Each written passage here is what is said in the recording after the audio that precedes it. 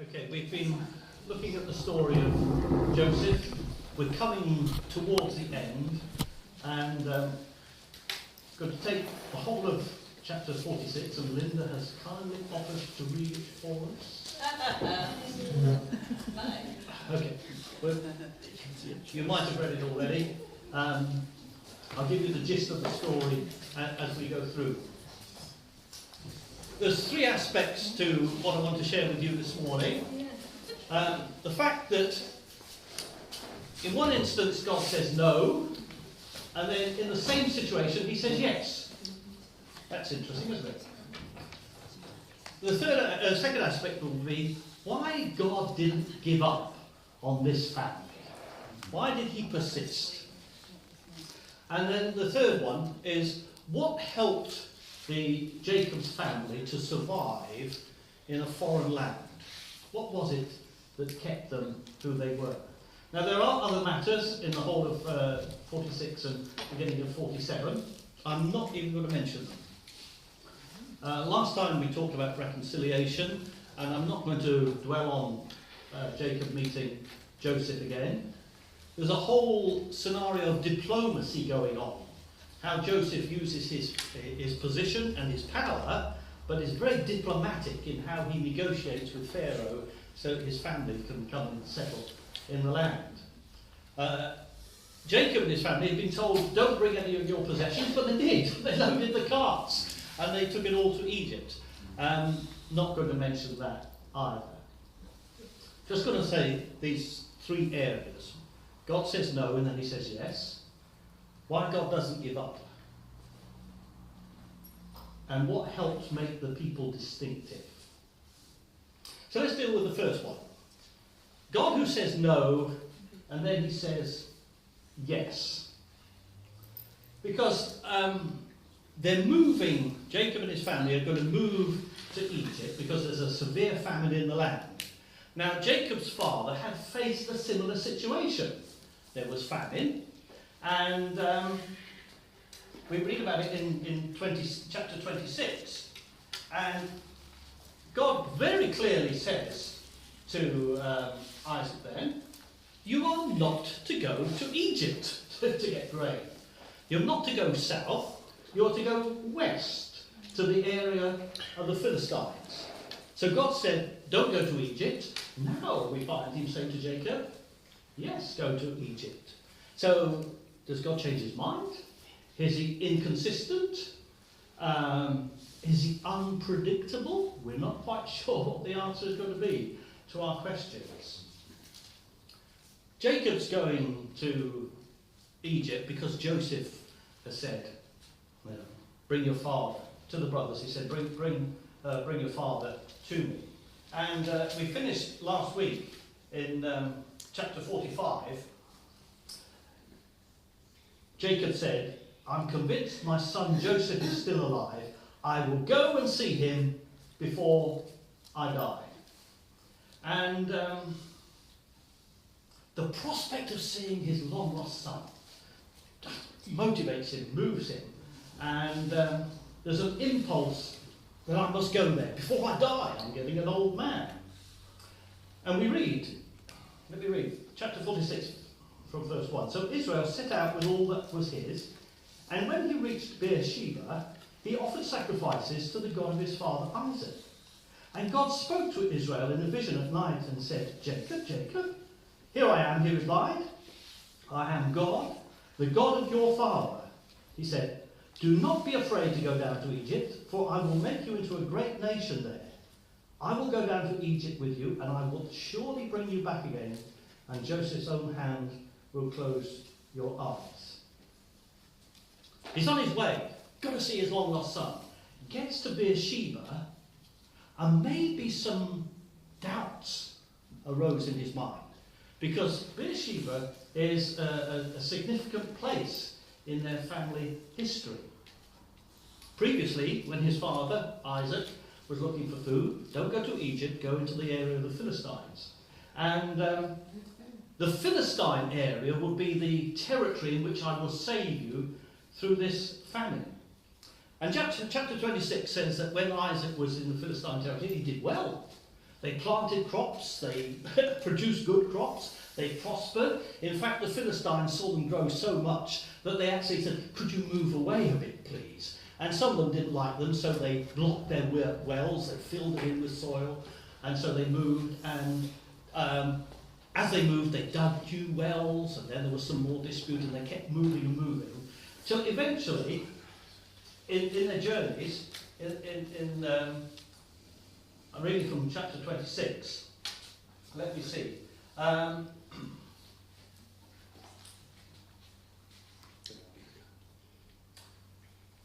Let me read it. Chapter 26, verse 12. Isaac planted crops in that land, and he reaped 100-fold because the Lord blessed him. The man became rich, and his wealth continued to grow until he became very wealthy. He had so many flocks and herds and servants that the Philistines envied him. So all the wells that his father's servants had dug in the time of his father Abraham, the Philistines stopped up, filling them with earth. Then they move on. Verse 22. He's moved on. He moved on from there and dug another well, and no one quarrelled over it. He named it Rehoboth, saying, now the Lord has given us room, and we will flourish in the land. If you've visited our house, you will see we are number 14 Clarkson Avenue, but the name on the door is Rehoboth. We moved from Hesed, our first house, which was steadfast love, and the provision of that house was a miracle. But the church was growing, and we were having meetings in our home at that time. The family were growing. We only had one downstairs room, and those from there at the beginning, the children had to go up into the bedroom for their teaching, and if there was an evening meeting, it was very inconvenient for the children. We needed more space, and again, miraculously, the Lord provided for us the house we got in Clarkson Avenue. That's why we called it Rehoboth. And Isaac has been expanding and growing. The Lord's made room for us. But his story carries on. From there, Isaac went up to Beersheba. And that night the Lord appeared to him and said, I'm the God of your father Abraham. Do not be afraid, I'm with you. I will bless you and will increase the number of your descendants for the sake of my servant Abraham. And Isaac built an altar there. I'm just wondering if Jacob on his journey has come to Beersheba and he comes to the altar that his father built. Because the Lord had promised, I'm going to be with you. And I'm with you because you didn't go to Egypt. You went to the Philistines and you grew and you prospered. Now Jacob's thinking, hey, I'm going down to Egypt. So he stops at Beersheba. And it says here that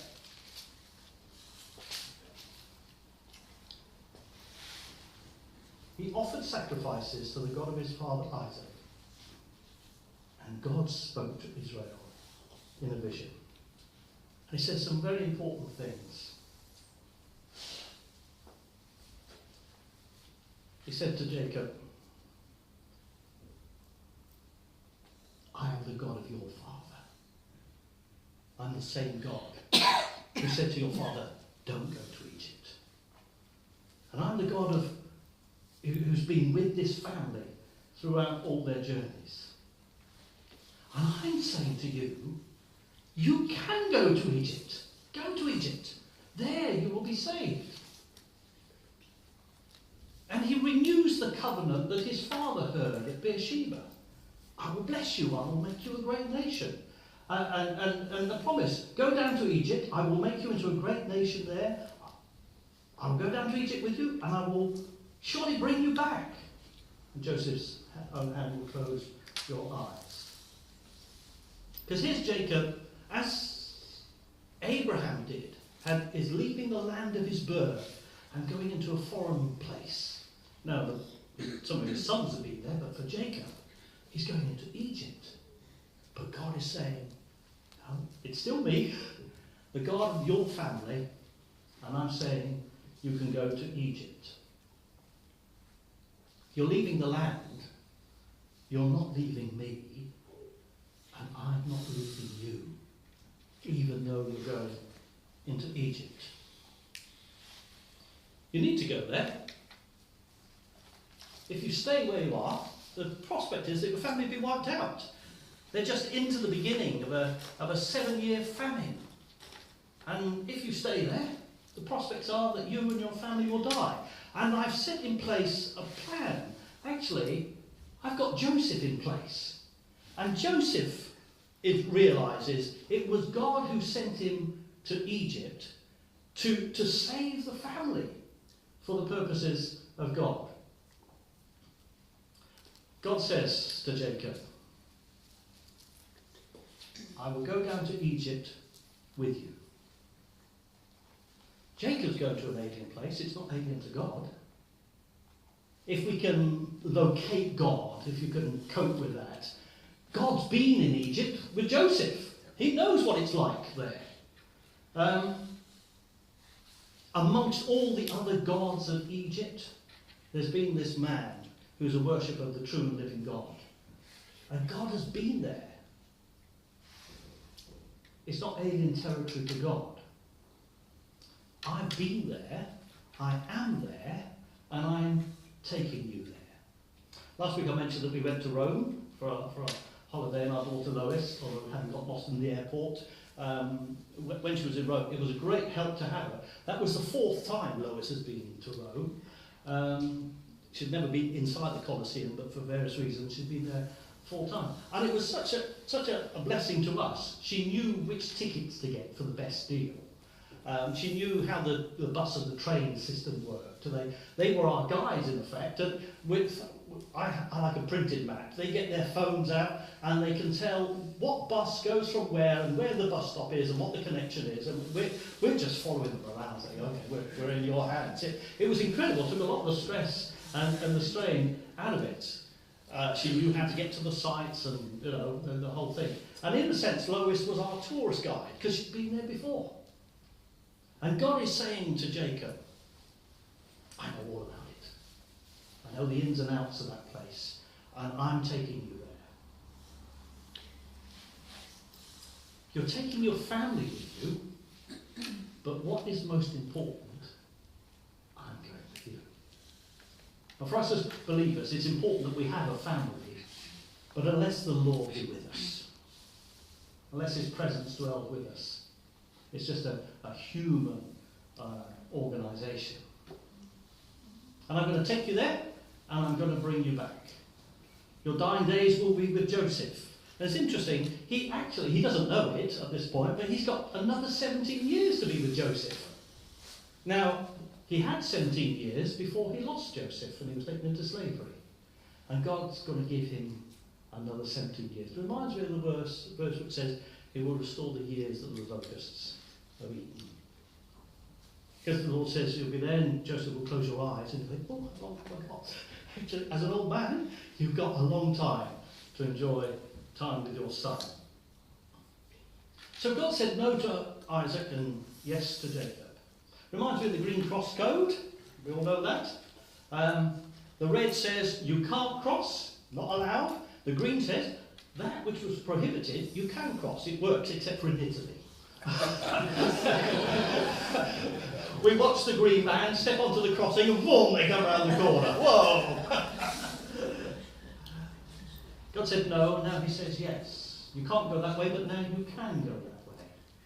And the difference, the crucial thing is that this is not a moral issue. This is not right or wrong. It's what is best. It's expedient. It's right at the moment, but it may not be right forever. I think we need to say, especially in the climate we're living in, that there are moral commands, there are moral expedients. There are things which are good not to do, and there are things which are good to do. And people might say, well, the church, Christians have got to move with the times, have got to adapt. But there are, what we believe, absolutes both in doctrine and in behaviour, which we don't modify. And that may cause us some issues as the years tick on. But for lots of situations, there aren't absolutes. And sometimes Christians get tied up with this, particularly in the New Testament, where the people who have been used to living under law, now have the freedom of the Spirit, and the Lord said you can't do this, you must do this. And then within the early church, they got a bit confused, and still sometimes today Christians get confused over the will of God. Just questions, issues, we're not going to develop them. But women being silent in church, it's even a bad translation.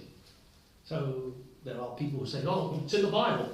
Women be silent. It doesn't even say that. So they say that's how it's got to be. Long hair, head covering. You know? It was appropriate for the time in that place, and it was saying something to the people around them. How you dressed, how you behaved. There was a command issued by the apostles. You mustn't eat meat with blood in it. Oh, I think he does. Black pudding. Not to eat food. Not to eat food offered to idols. I eat food offered to idols. In Whitehall, the Hindus come in. They have loads of festivals. They produce food. At the end of their service, come and share a meal. I go in with the Hindus. I eat their food. It's very nice. Because I'm led by the Spirit. We're not under law.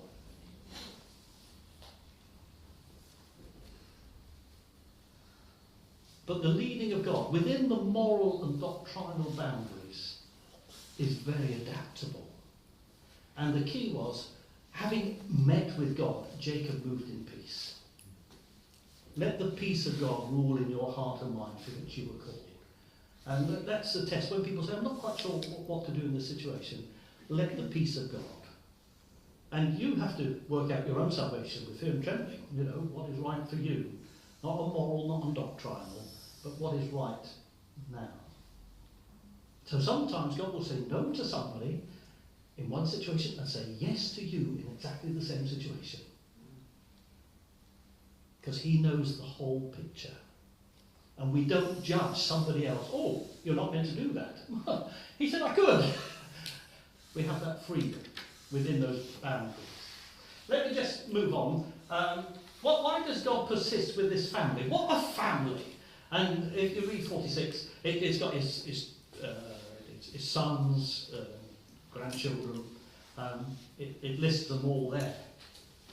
What we notice is that polygamy takes place. He has two wives. First of all, it's Leah, and then Rachel. But when they're infertile, both daughters give their maidservants to the husband Jacob. And I put on here, because it is confusing, just how the family lines work out. They're colour-coded. I hope that helps. And it's a polygamous relationship.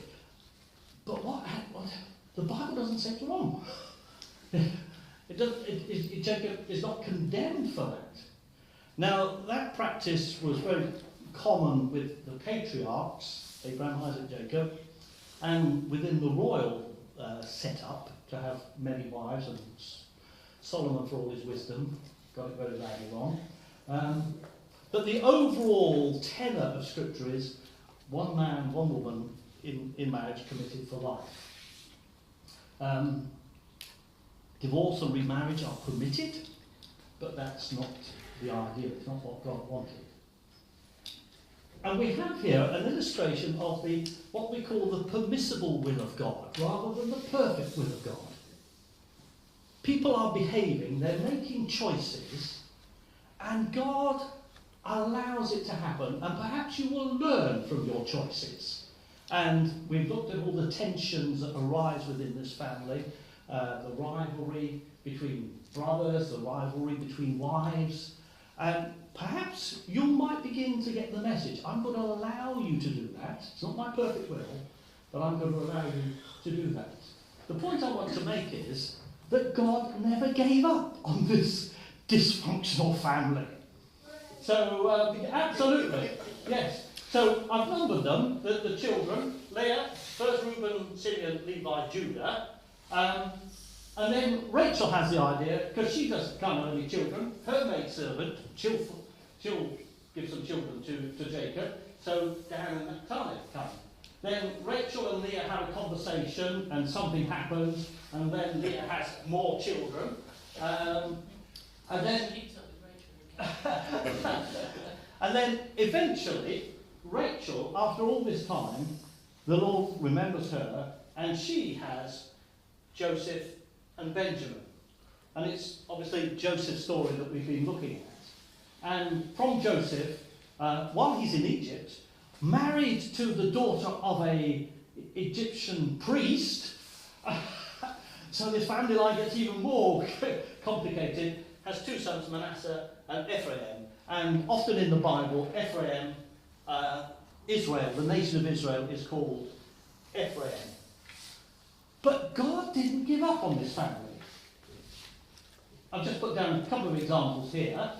So, from Benjamin, from the tribe of Benjamin, the first king of Israel, Saul, he came from that. And interestingly, Saul, who became Paul in the Old Testament, in the New Testament, he was also from the tribe of Benjamin. So out of that, God was working his purpose. If you don't know it, the Levites, they weren't given land. They were set apart to be priests, the Levitical priesthood. But Jesus came from the line of Judah. First there was David, who was the king, and then the king, Jesus, he came from that line. Why do I say that?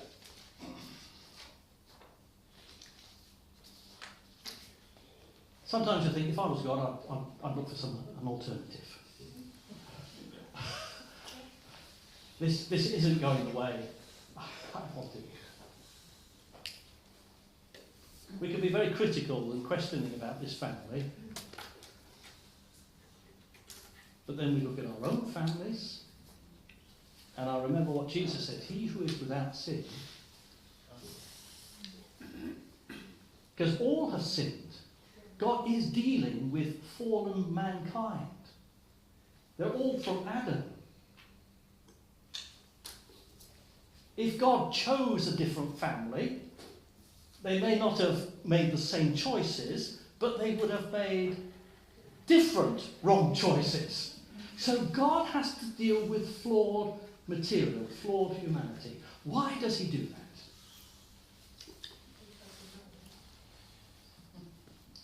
Two words. He made a choice and he made a covenant. It's as simple as that. He said, of all the families of the earth, I've chosen you, and I'm going to stick with my choice. And he makes a covenant. We've looked previously at the covenants that God made with Abraham, and he keeps repeating it to Abraham, to Isaac, to Jacob, Joseph. He keeps saying, I will bless you and make you a great nation, and through you all the families of the earth will be blessed.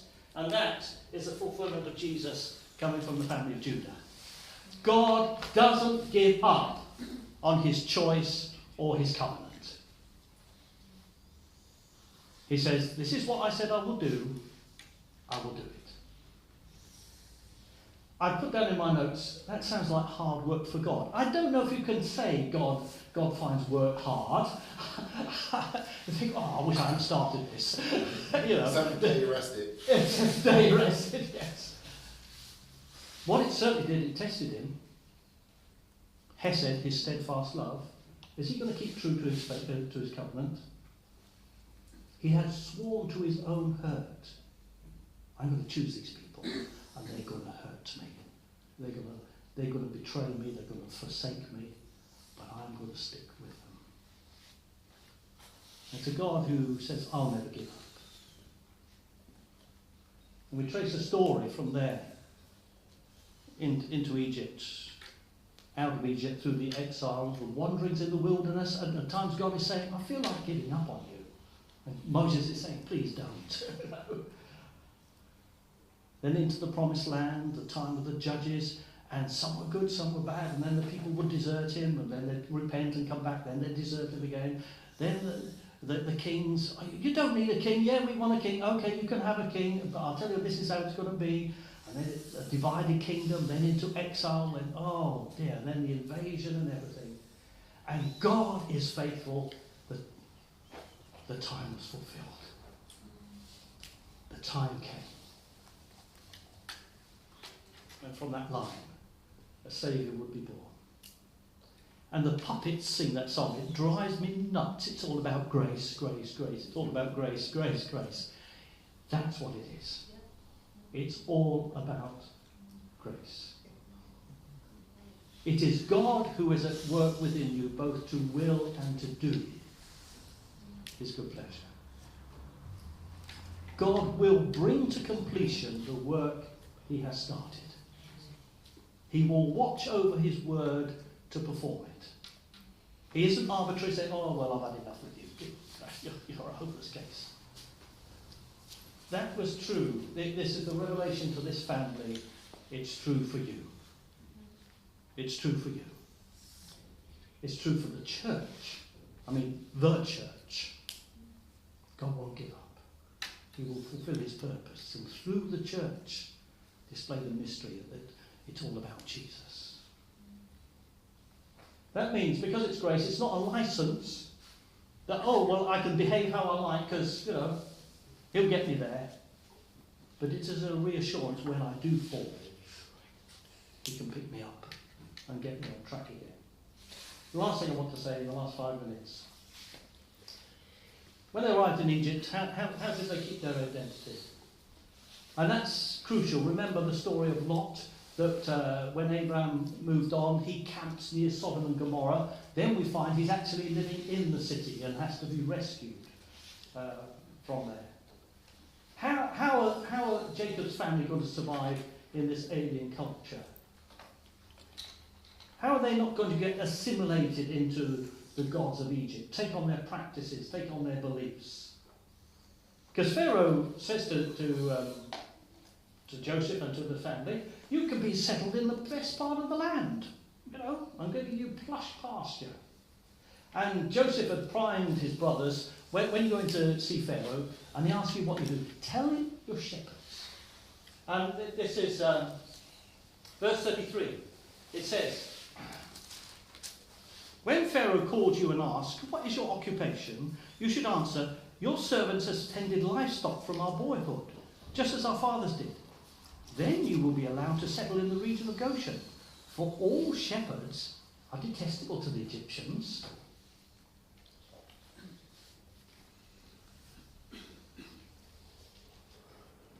What they were in themselves was enough of a distinction that there would always be some separation.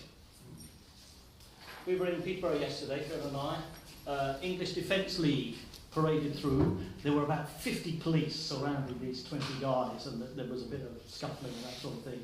And just their banners proclaiming hatred and all sorts of awful stuff, which they're allowed to say, but really displaying hatred and aggression. When it says that the Egyptians don't like the shepherds, it's not like, it's just, they're not our swords. we don't mix with those kind of people.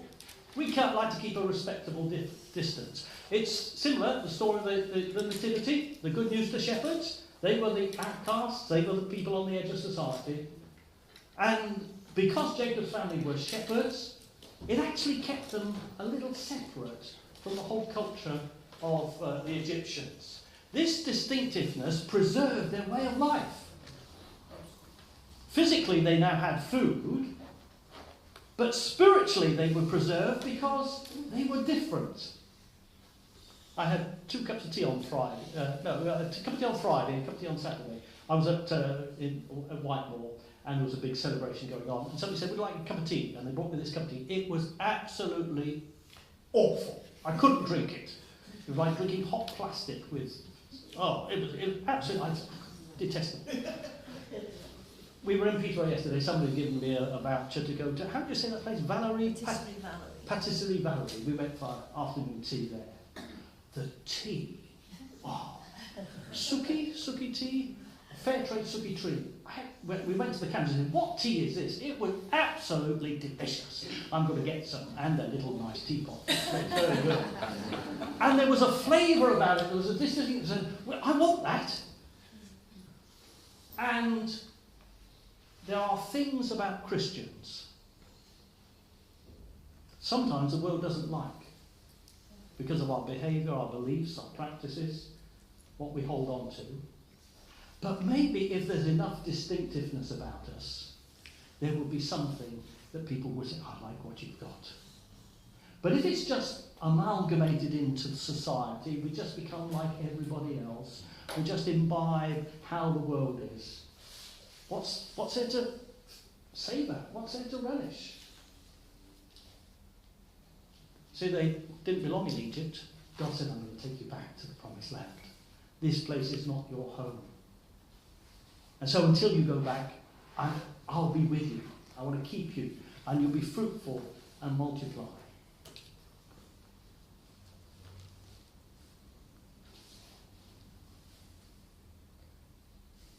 It's a dilemma we face. We're in the world, but we're not of the world.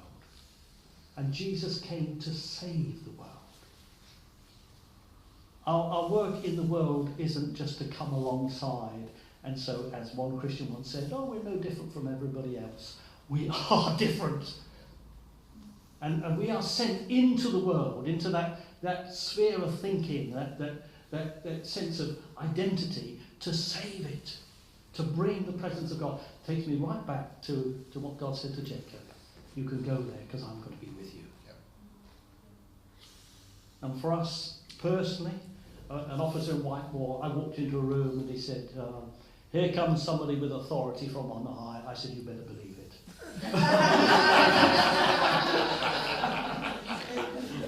We are of a different order. We are of a different order. We're the temple of the Holy Spirit. God is with us. Let me finish, because Paul said, not many of you were mighty, not many of you were influential, not many of noble birth. But God has chosen the shepherds, those on the edge, to be the ones through whom he will work and bring the message of salvation. I hope you found that helpful.